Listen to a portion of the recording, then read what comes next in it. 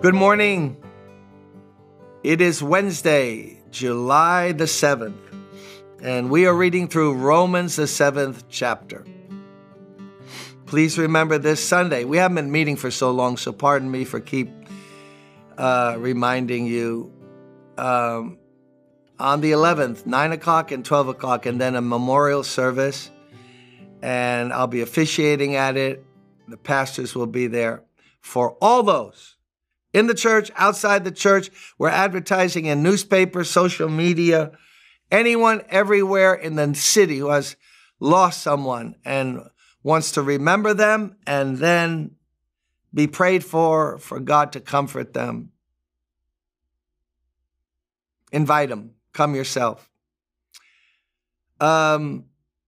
So we're looking forward to being with you there on that Sunday. And by the way, we're going to be continuing all the way back in New York. I arrived back in New York and was there for Sunday. I'm recording this prior, but I can't wait to see all of you, pray with you, hug you. My wife and I are really looking forward to renewed, continued fellowship. Well, let's read now in Romans 7, and we're reading verses 14 through 17. Now we're cutting to the chase now, ladies and gentlemen.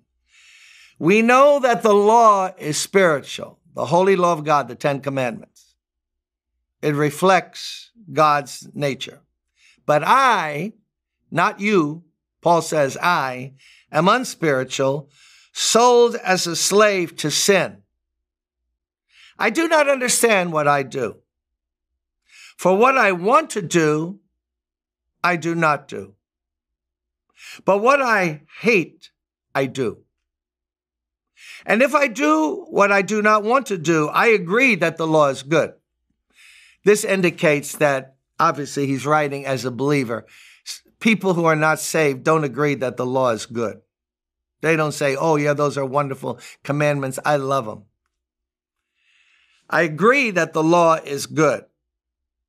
And it is no longer I myself who do it, but it is sin living in me. Oh, this is so important a passage. So let's read it again. We know. He's writing to the church in Rome. We know that the law, God's holy 10 Commandments, is spiritual. But the problem is not in the law, but I'm unspiritual, sold as a slave to sin. I'm in bondage to this person called sin. I do not understand what I do. For what I want to do, I do not do. But what I hate to do. And if I do what I do not want to do, I agree that the law is good. As it is no longer I myself who do it, but it is sin living in me. So now, Paul is talking now again as a Christian who doesn't understand and appropriate God's provision for holy living. He's not saying I doubt my salvation. He's saying I have a dilemma. I agree in my heart, my mind, like God's law is right. I love God. But what I don't want to do, I find myself doing. I know it's wrong to blow up and yell at my wife, but that's what I do. I shouldn't tell lies, but I find myself lying. Why did I lie? I just said I'm not lying anymore. Why do I lie then? What is somebody else living inside of me? Paul said, yeah. It's sin that lives in me. It's this depraved, fallen Paul. Me, apart from God's grace. So,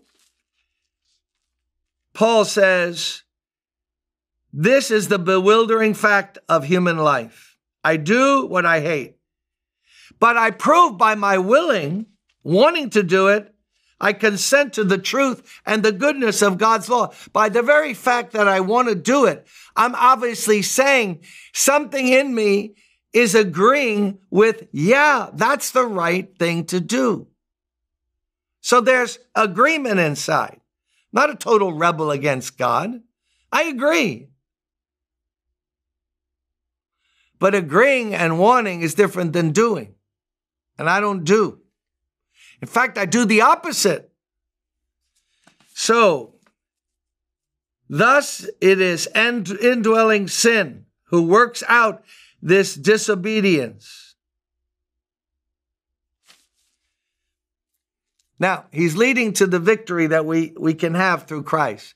But let's just study the dilemma. Indwelling sin, total depravity. That's a doctrine of Christianity. In me, that is in my flesh, dwells no good thing. In Jim Cymbala, there isn't one good thing. I know that's so hard for our egos. But what am I going to do? I have to read the Bible to you and for myself. But notice, he's responsible for it, even though he's saying there's someone else in here that is me, I, but yet different than the one that says, I want to do what's right. This is not a description of the normal Christian life. And too many people through history have made it like, oh, this is all I can do. They stay in Romans 7. They don't live in Romans 8. But we have to work our way through Romans 7, don't we? So what's the dilemma here? He said there's indwelling sin. That it's not I. If I'm wanting to do what's right and then I don't do it, somebody inside, there's an insurrection here. There's a civil war going on. Oh, come on. Have you not ever experienced that? I remember the testimony of a drug addict who went into Teen Challenge, heroin addict, and he said, no, I'm going to go cold turkey. Lock me in that room. I don't care how I scream, what I do. Do not come in that room. I'm sweating it out. And, you know, if you're a heavy-duty heroin addict back in the day, that was no joke. You think you'll die. Someone once told me it's like 100,000 needles pricking you all at once. In the morning when they came to get him, he wasn't there. But he had himself handcuffed to a radiator because he knew that drive for heroin was so strong. He unscrewed the radiator, took it out of the floor of the building he was on Clinton Avenue, and walked down the street and copped some drugs with the radiator, big old radiator. Come on. That's what Paul says. I don't want that heroin, but I want that heroin. Haven't we all, in one way or another, realized that there's a very nasty Jim Cymbala in there, and you know what? I'm going to say this more than once. He ain't changing.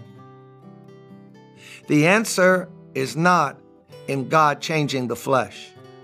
That sarx, that fallen nature, that indwelling sin, God doesn't ever come and say, let me tidy up things for you. You know, you just need a rearrangement here and you'll be good to go. Oh no, he's got a much better answer than that. We're going to learn about it. Tune in tomorrow. Blessings.